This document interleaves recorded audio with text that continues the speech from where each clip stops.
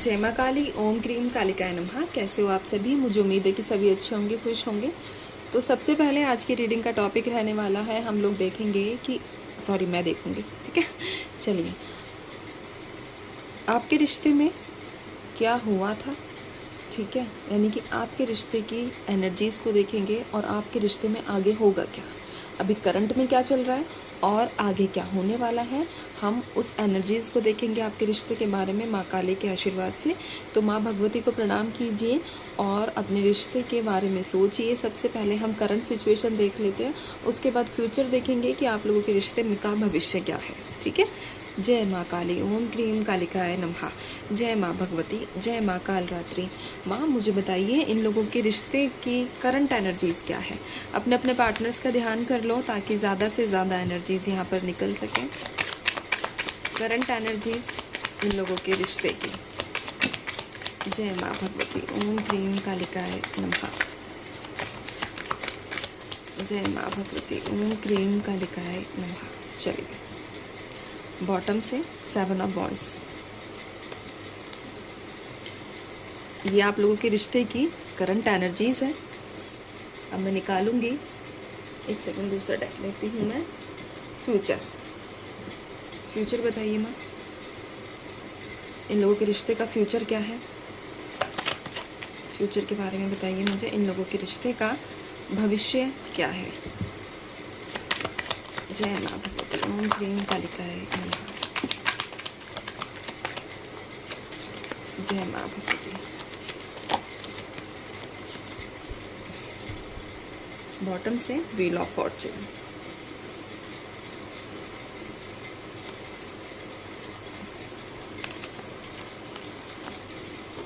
चलिए ठीक है, ये हो गया आप लोगों के रिश्ते का भविष्य। अब एक सेकंड दो मुझे। फ्यूचर, अभी करंट एनर्जीज की बात करूं तो 7 of cups, S of swords, 6 of wands, queen of wands, the empress, strength, 7 of wands, S of cups, 5 of cups, the magician, ठीक है।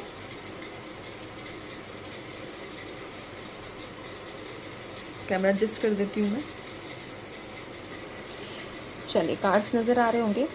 तो सबसे पहले अगर मैं एनर्जीज़ की बात करूँ जो मेरे पास निकल कर आई है, देखो वैसे तो ये रीडिंग सबके लिए है, ठीक है, लेकिन मैं अभी एक ऐसी एनर्जी बताने जा रही हूँ जो पता नहीं मुझे कितने लोगों के साथ रेजोनेट करेगी, बट जो मेरी इंट्यूशन कहती है वो बहुत लोगों के साथ रेजोनेट करती हुई दिख रही है। आप लोगों की डेट ऑफ बर्थ में या फिर आप लोगों के पार्टनर्स की डेट ऑफ बर्थ में 7 नंबर या फिर 7 नंबर एक से ज़्यादा बार होगा। इसका मतलब ये है कि आपकी डेट ऑफ बर्थ में या फिर आप लोगों के पार्टनर्स की डेट ऑफ बर्थ में 7 नंबर का रिपीटेशन होगा। ऐसी एनर्जीज़ काफ़ी हाई है, जिसकी वजह से आपका रिश्ता कम्प्लीटली ना तो ख़त्म हो रहा है, ना कम्प्लीटली नए सिरे से शुरू हो रहा है। आपका रिश्ता एक ऐसी हड्डी की तरह बन गया है, गले में अटक गई है, जो ना बाहर निकाली जा रही है ना निगली जा रही है, ठीक है। दूसरी एनर्जी की बात करूं, देखो अभी देखना कि ये करंट सिचुएशंस बता रही हूँ मैं आप लोगों के रिश्ते की।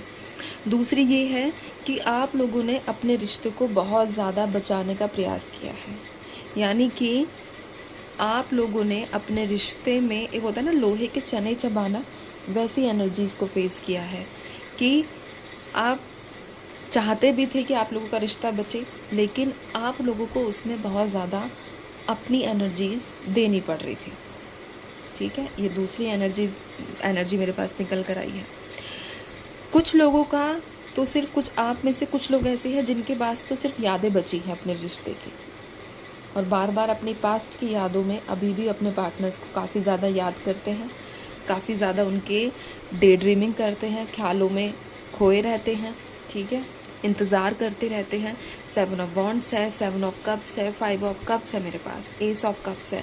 आप लोगों को कहीं ना कहीं ऐसी उम्मीदें अभी बनी हुई है अपने रिश्ते से कि ईश्वर मेरे रिश्ते की शुरुआत ज़रूर करेगा, एक नई शुरुआत ज़रूर होगी, मेरे पार्टनर्स मेरे से कम्युनिकेट ज़रूर करेंगे, क्योंकि मैंने उन्हें वो चीज़ें दी हैं जो हर कोई नहीं दे सकता। ठीक है, यानी कि आप लोगों को ऐसा फील होता है कि आपके जैसी पार्टनर उनको कहीं भी नहीं मिलने वाली, इसीलिए वो व्यक्ति आप लोगों के पास वापस आएगा, आपसे कम्युनिकेशन करेगा, क्लियर कम्युनिकेशन करेगा। एक और एनर्जी जो मुझे यहाँ पर रिसीव हो रही है कि रिसेंट में भी आप लोगों की काफ़ी ज़्यादा बहस हुई है, आर्ग्यूमेंट्स हुए हैं। इतनी बहस और इतनी लड़ाई के बावजूद भी आप लोगों के रिश्ते में क्लियरिटी आप लोगों को नहीं मिली है। आप लोगों को नहीं पता कि रिश्ता आगे बढ़ेगा कि नहीं बढ़ेगा। ठीक है, और आप में से मोस्टली लोग मैनिफेस्टेशन वाली एनर्जीज़ में भी हैं, डेली अफर्मेशंस करते हैं, पॉजिटिव रहने की कोशिश करते हो, पॉजिटिव हो नहीं, ठीक है, सिर्फ ट्राई कर रहे हो। और यही वाली एनर्जीज़ है कि जब तक अफर्मेशन बोल रहे हो तब तक पॉजिटिव हो, और उसके बाद पूरे दिन दिमाग में इल्यूजन्स, डर बना रहता है आप लोगों का। ठीक है, आप लोगों की डेट ऑफ बर्थ में 7 नंबर तो मैंने आप लोगों को बताया ही है, लेकिन 6 number, 5 number, 1 number, 3 number, 8 number, 11 number की एनर्जीज़ भी हैं। ये नंबर्स आप लोगों के पार्टनर्स की डेट ऑफ बर्थ में भी हो सकते हैं। आप लोगों के लिए मार्च का महीना, जून का महीना, जुलाई का महीना, मई का महीना, जनवरी का महीना, अगस्त का महीना, ठीक है, ये कुछ मंथ्स हैं जो ये भी आप लोगों से जुड़े हुए हो सकते हैं।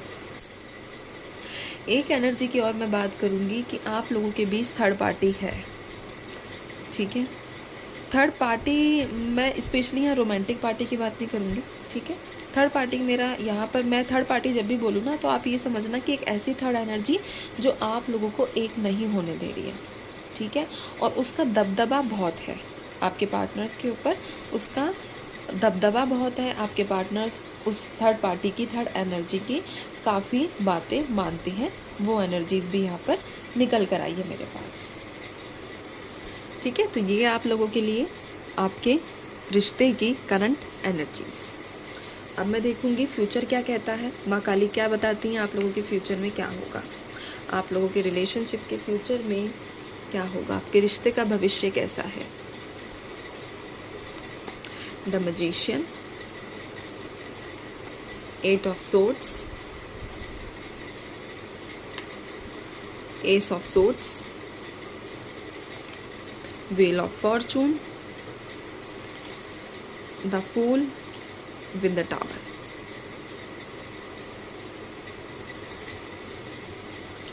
चलिए, भविष्य की बात करूं तो स्पेशली मैं थोड़ा सा कैटेगराइज कर देती हूं आप लोगों को, क्योंकि आप में से कुछ लोग मैरिड होंगे, कुछ लोग अनमैरिड होंगे। ठीक है, इसी तरीके से तो सबसे पहले मैं बात करूंगी मैरिड वालों की। देखो, आप लोगों की रिलेशनशिप की एनर्जीज जो भविष्य कह रहा है, तो रीयूनियन की वाइब्रेशंस नहीं है।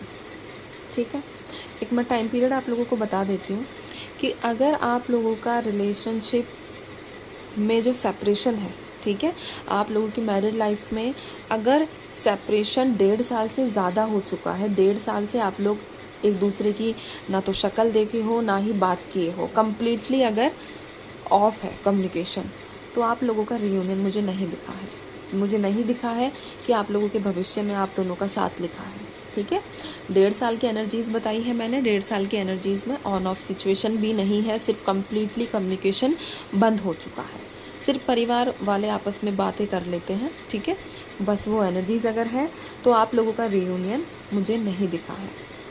दूसरा, यहाँ पर अगर 1.5 साल से कम आप लोगों का सेपरेशन है, तो आप जो भी पूजा पाठ कर रहे हो, जो भी मैनिफेस्टेशंस कर रहे हो, वो आपके रिश्ते में एक ऐसा क्लियर रास्ता लेकर आएगी जो आपके जीवन को बदलेगा, जो आपके समय को बदलेगा, स्पेशली आप लोगों के मैरिड लाइफ को। ठीक है, तो ये समय का पहिया घूमेगा और आप लोगों के जीवन में नई शुरुआत, नई चीज़ें क्रिएट ज़रूर होंगी। आप लोग भी अपनी लाइफ को एंजॉय कर पाएंगे। अगर किसी भी प्रकार से कोई भी, अब जितने गैप होगा, ठीक है, और जितनी भी नेगेटिव वाइब्स उस जो ये सेपरेशन पीरियड है इसमें एंटर करी हैं, तो वो सब रिमूव होती हुई मुझे भविष्य में दिख रही है। तो ये हो गया मैरिड वालों का। ठीक है, अब मैं बात करती हूँ अनमैरिड लोगों की, जो अपने पार्टनर से बात करना चाह रहे हैं, कम्युनिकेशन करना चाह रहे हैं। जो इंतज़ार कर रहे हैं। तो आने वाला 1 महीना आप लोगों के लिए बहुत अच्छा और सुखद रहने वाला है, ठीक है।